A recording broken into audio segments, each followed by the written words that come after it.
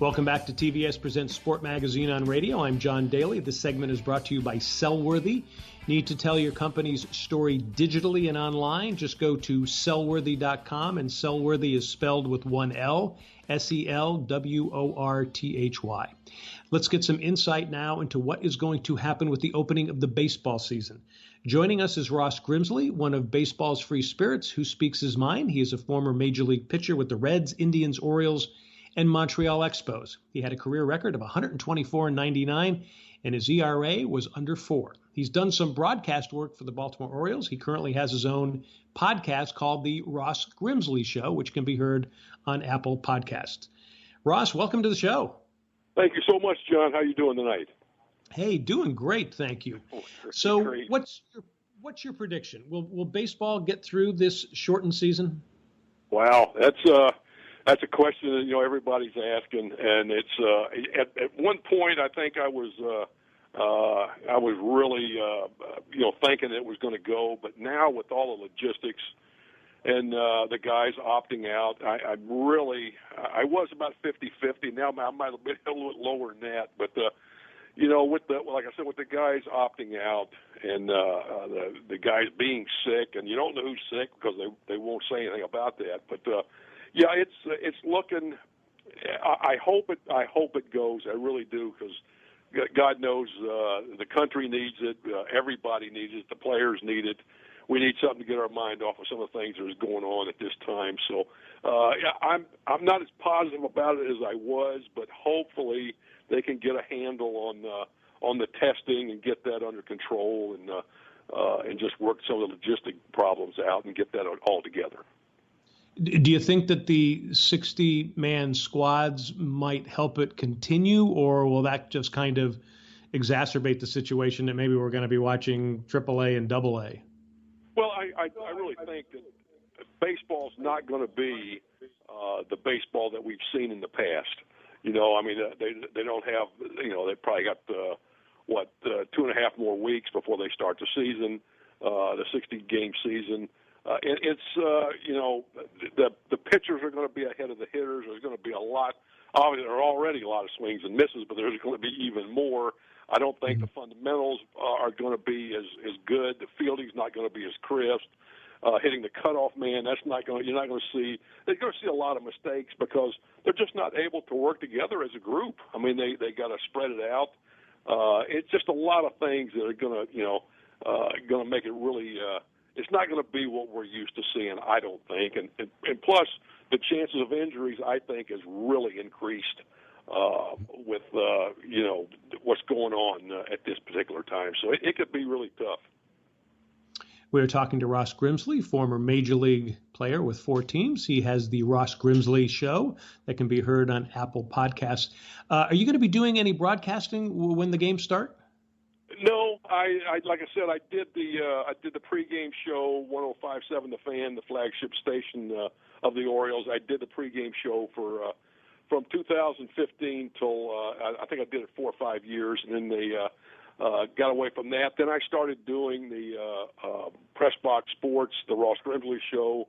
I did it every Monday night, and now since there's no season, I wasn't doing it. I'm doing a Zoom cast with Stan the Fan Charles.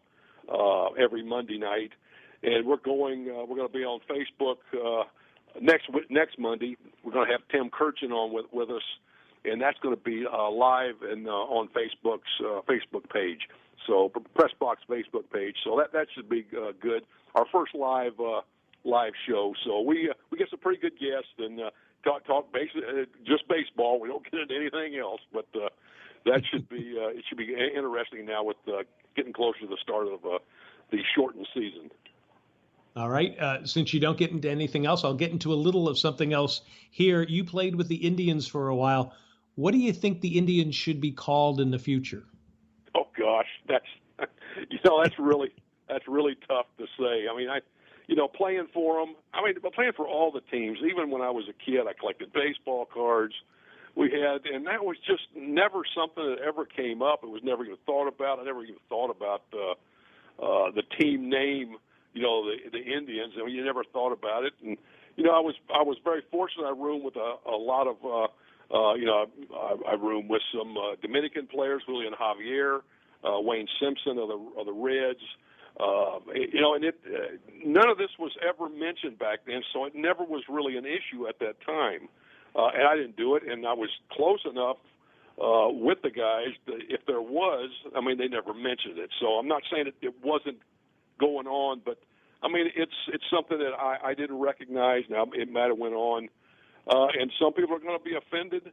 Some people aren't. So I think if people can sit down and discuss it, that's the biggest problem now with a lot of things. You need to sit down and be able to talk about it and work something out. So that's I think is the best way to go. We sit down, talk it out, and come up with a solution. So you played with the Expos. Do you think baseball's coming back to Montreal at any time? John, we went up a couple years ago. We went up for a exhibition game 2 days before the season. Toronto was playing Milwaukee. We were up there for 2 or 3 days promoting, getting baseball back to the city. We went to we went around. We went with the mayors. We went to the mayor's office and talked. There was a big thing about it. I mean, there's a possibility it's going to be it's going to be $1 billion probably to get a team.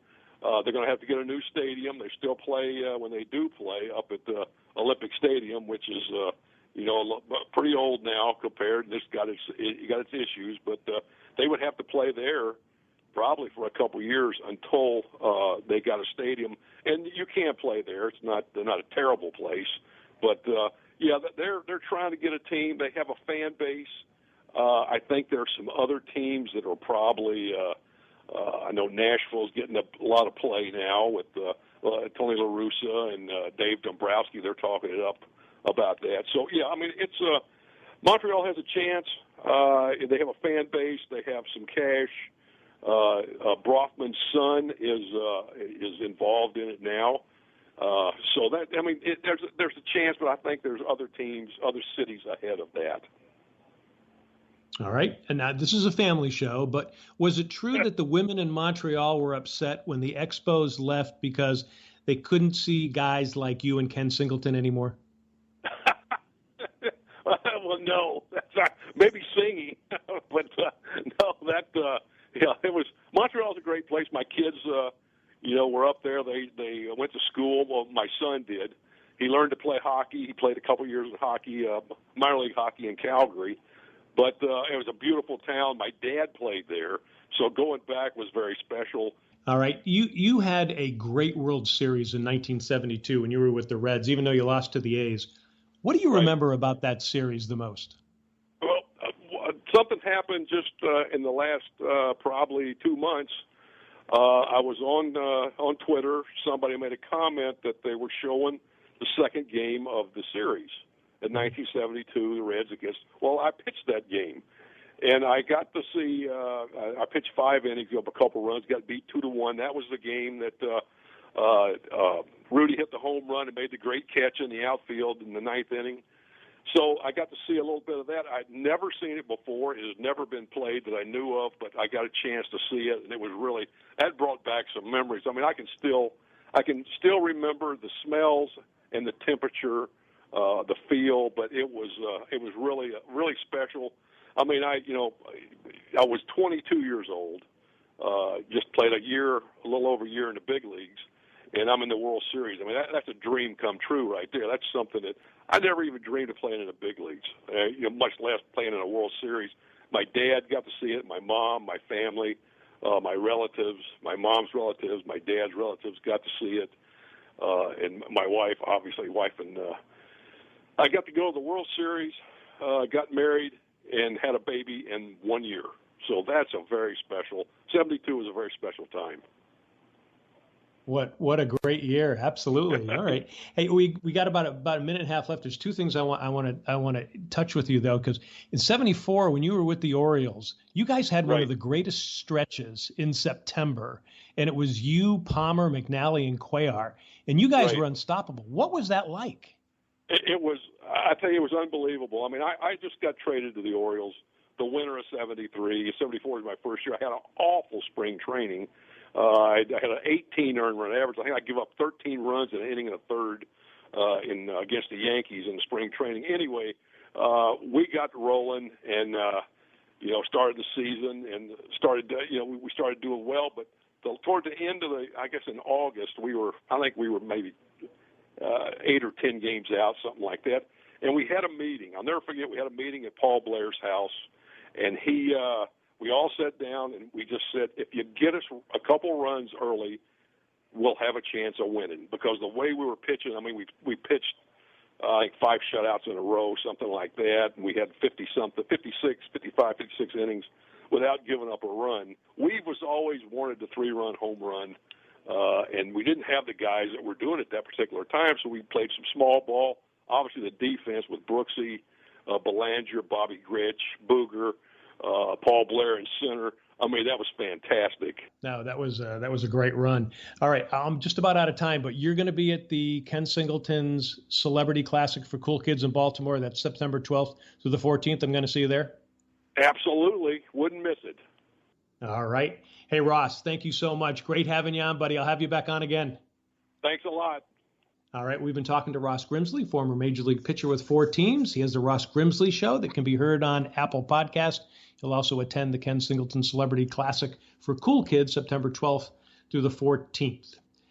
All right, be sure to enjoy TVS Sport Network, a 24/7 streaming channel that features 60 years of classic and current TV sports, the World Football League, NASCAR, NASL soccer, college basketball, major college football games. They're all on TVS Sports Network. Watch for free at tvstvnetworks.com. When we come back, get ready to pack your bags. We're heading to Pinehurst. The TVS Television Network, for decades your home for great sports TV, is back. You can watch 6 TVS sports channels now streaming on watchyour.tv. It's free and it's on the internet as well as on Roku, Android, and iPhone and iPad apps. Watch TVS Sports Network, TVS Classic Sports Network, TVS Turbo Sports Network, TVS Women's Sports Network, TVS Tavern Sports Network, and TVS Boxing Network. That's TVS Television Network. 6 free channels at watchyour.tv.